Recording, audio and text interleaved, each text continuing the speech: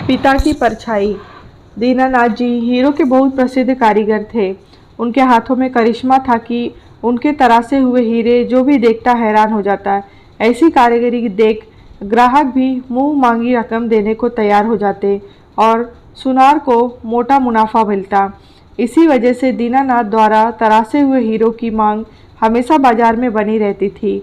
वो सुनारों से हीरे ले आते और अपने घर बैठकर उसको तराश कर सुनार को वापस दे देते। उनका बेटा सुरेश अभी स्कूल में पढ़ता था, लेकिन जब भी दीनानाथ हीरो की तलाश करते थे तो वह उन्हें बहुत ध्यान से देखता था। उसकी उत्सुकता और हीरो के प्रति लगाव देख वो उसे भी अपने हुनर की बारीकियां समझाने लगे। कभी कभी तो वो उसे एक छोटा सा हीरा दे देते और कहते कि जैसा मैंने समझाया उसी तरह से तुम भी तराश के दिखाओ। और सुरेश बहुत लगन से हीरा तराशता। जैसे जैसे वक्त बीतता गया उनका सुरेश भी अच्छा कारीगर बन गया और दीनानाथ जी बहुत खुश थे। अब वो सुनार से ज़्यादा हीरे लाते और दोनों बाप बेटा मिलकर उनको तराशते। लेकिन अब तक उन्होंने सुनार को अपने बेटे की कार्यकुशलता के बारे में नहीं बताया था। एक दिन अचानक दिल का दौरा पड़ने से दीनानाथ जी की मौत हो गई। बेटा गम में डूब गया। उसे पिता की मौत का सदमा इतना गहरा लगा कि वह हर वक्त दीवार पर टंगी अपने पिता की तस्वीर को निहारता रहता।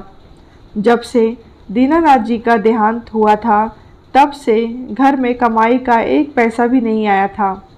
घर में दाल रोटी खत्म होने की नौबत आ गई थी। तब माँ ने उसे सुनारों के पास जाकर कुछ काम मांगने को कहा ताकि घर का खर्चा चल सके, और कोई चारा न देख उसने अपने को संभाला और बाजार निकल पड़ा। दीनानाथ जी के चले जाने के बाद सुनारों ने हीरो की तराशी का काम दूसरे कारीगरों को देना शुरू कर दिया था। कुछ सुनारों ने तो सीधा यह कहकर टाल दिया कि जब काम होगा बुला लेंगे, और कुछ ने अभी कोई काम नहीं है कहकर उसे चलता किया। थक हार कर बेचारा घर वापस आ गया।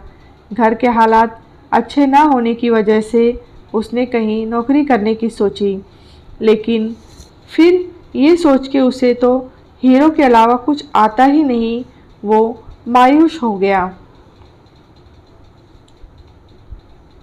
कुछ दिन ही बीते कि एक दिन एक आदमी उनके घर आया।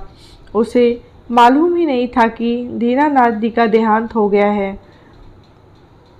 ये सुन उसे बहुत दुख हुआ और वो जब चलने को हुआ तो सुरेश ने पूछा क्या कोई काम था। तब उस आदमी ने बताया कि वो पास के शहर में सुनार है और अक्सर दीनानाथ से अपने हीरो का काम करवाता था। ये सुन सुरेश ने उसे आग्रह किया कि वो एक हीरे का काम उससे करवा के देखे।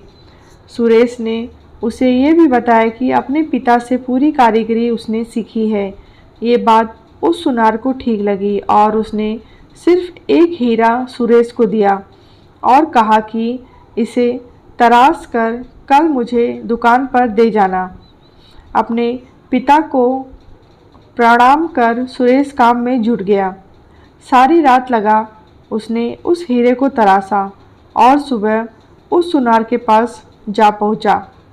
उस हीरे को देखते हुए उस सुनार के मुंह में सिर्फ एक ही बात निकली, कौन कहता है दीनानाथ जी नहीं रहे।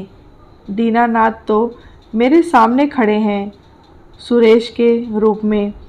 यह तो अपने पिता की परछाई है। ये सुन सुरेश की आंखों में आंसू आ गए। ये कहानी हमें यह बताती है कि हुनर को पहचानो, जीवन में आगे बढ़ने के लिए परिश्रम करो और अपने काम को लगन से करो, तभी सफलता तुम्हारे कदम चूमेगी। यह कहानी आपको कैसी लगी है कमेंट बॉक्स में बताएं। लाइक करें, शेयर करें, चैनल को सब्सक्राइब करें।